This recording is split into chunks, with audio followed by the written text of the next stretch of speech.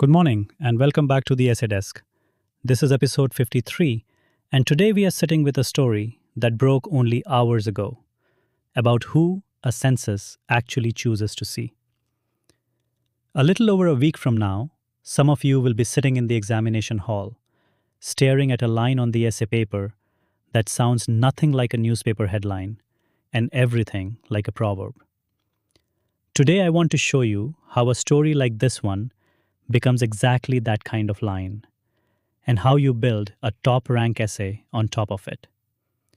Stay with me for the next 10 minutes. This is a genuinely useful topic, not just a current one. Here is today's topic. A nation counts what it intends to care for, and the rest it merely tolerates. Notice it never says the word disability, never says census, never says a single proper noun. That is exactly how UPSC writes Section B now, in the same bare, aphoristic voice as Section A.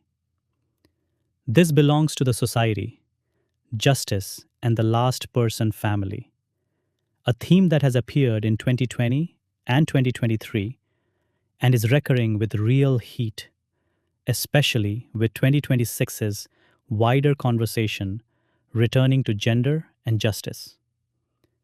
If you see anything about the last person, the invisible citizen, or who a policy is actually built for, treat it as a cousin of this same family. Let us decode it properly before we write a single line. On the surface, this topic is about statistics, about a census, about who gets counted in an official form. But decode one layer deeper, and the real claim appears. Counting is not a neutral technical act. It is a moral one. What a government bothers to measure tells you, more honestly than any speech, what it actually intends to protect. The tension sitting inside this topic is the gap between a state's rhetoric of compassion and the actual machinery, the forms, the budgets, the buildings, through which that compassion either reaches a citizen or quietly does not. From that tension, fix a single thesis and do not wander from it. Something like this: a republic's promise of equality is tested not in the language of its statutes, but in whether its data, its buildings, and its budgets can actually see the citizen it claims to protect. Everything you write after this line should serve it. Every dimension you bring in, social, economic, constitutional, technological, should answer a question that thesis raises, not simply add more information around it. A topper's essay is recognizable less by how much it knows and more by how disciplined it is in refusing to leave that one thesis behind. Now build your dimensions in an order that has momentum, each one answering a question the last one raised. Start constitutional. The right to dignity and equality already exists on paper. Move to social. Explain why that right still fails in practice. The silence around disability inside most Indian households. Then economic. Show the real cost of that silence. Unfilled job quotas, wasted productive capacity. Bring in technology next. Neither praised nor blamed by default, only judged by who was consulted before it was built. Add a short historical arc, from a charity model to a rights model, to show this is not a new argument. And always, always, give the strongest counter view its due before you resolve it. Here are 3 anchors you could actually use. And notice how each one needs a sentence of your own thinking right after it. or it is just decoration. First, the life story itself. The Census 2027 draft form reportedly carries only 9 categories of disability against the 21 that the Rights of Persons with Disabilities Act has recognized since 2016.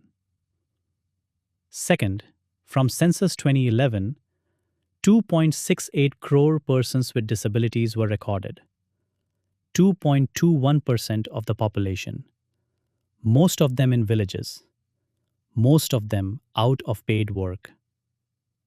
Third, a Supreme Court ruling this year recognized a fundamental right to inclusive digital access after a visually impaired citizen was locked out of a service built without him in mind. Each of these needs your interpretation attached, not just its number. This is the single highest value slide today, so listen closely. Open your introduction not with the definition of disability and not with a dry summary of the census, but with the contradiction itself, stated as a small scene, a law that recognizes 21 categories and a form that only asks for 9. Let the reader feel the gap before you name it. Then close many essays down the line, not with a summary of what you already said, but with a forward vision. Something like a nation that calls itself Viksit Bharat by 2047 will be judged less by its highways than by whether it built a ramp beside every staircase, and a category on every form for the citizen it used to overlook. A vision closes better than a recap ever will. If you want one line to adapt, try something close to this for your opening. The form for the next census asks a citizen for 9 kinds of disability, while the law of the land already recognizes 21. Notice what that line does. It gives no opinion yet, only a fact stated so plainly that the reader supplies the outrage themselves. That is a far stronger opening than announcing your argument outright.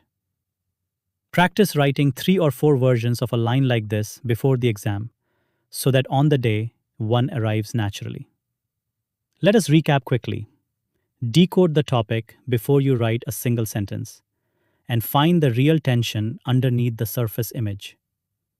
Fix one thesis and never abandon it for the sake of a clever aside. Build your dimensions so each one answers a question the previous one raised, not as a disconnected list. Anchor every claim in evidence you can actually source, and always add your own interpretation right after the fact.